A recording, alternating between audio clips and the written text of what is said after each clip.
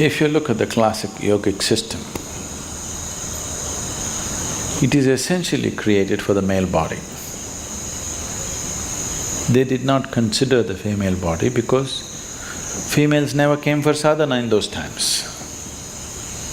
It was not possible for them to come, for various reasons.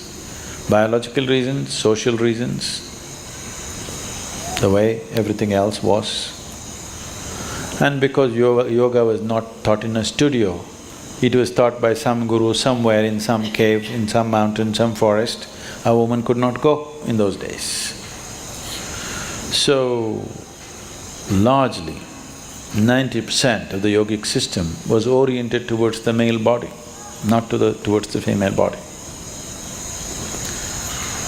So many systems of yoga which are being recklessly taught today could damage a woman's body if not properly handled. One of the things that you are learning is Mayurasana. They told you not to do Mayurasana? Yeah. Because that's not suitable. It's a peacock asana, not a peahen asana.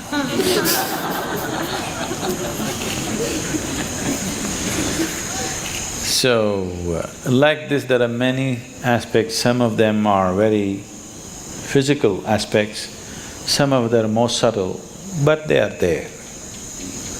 There are certain things a woman should not do at all. There are some certain things that she should not do at certain times.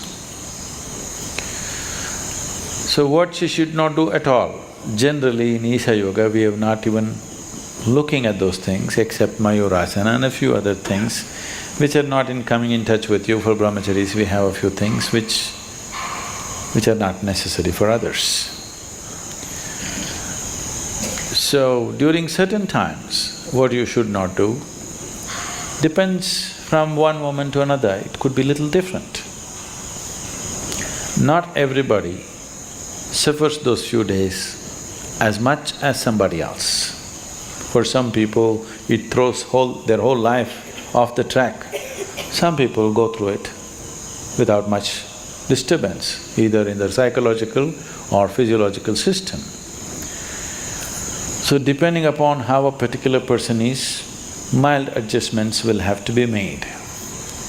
But if we are doing anything which is very forceful, if you're doing any practice which is forceful in nature, it is best to avoid it at those times.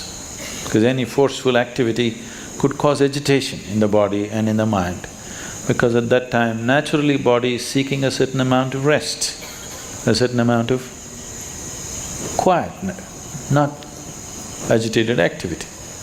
There are certain other aspects which are more towards Kriya than asana. If you have learned to do asana in a very relaxed way, it's all right to do everything. If you're still not there, it's better to avoid a few things. But if you do asanas properly, the struggles that you're having with your monthly cycles should completely go away. At least the pain and the cramps and the works should just completely disappear if your sadhana is right. If it is increased after sadhana, you must wait for 3 months. After 3 months, if still not reduced, then we must relook at your sadhana, how you're doing it. What you're doing may be okay, but how you're doing needs to be looked at. With kriyas, there are more restrictions. With asana, there is not much restriction. There may be some practices which are physical postures and also kriyas. They are the things that you need to be really careful about. Like we are doing Surya Kriya. Surya Kriya needs to be looked at carefully because if too much sun burns within you, then it's very good on one level. But if it's troubling you in your feminine aspect, then we need to readjust it, we need to rejig it a little bit for you. It's very important, it's individual. There is no common prescription like that.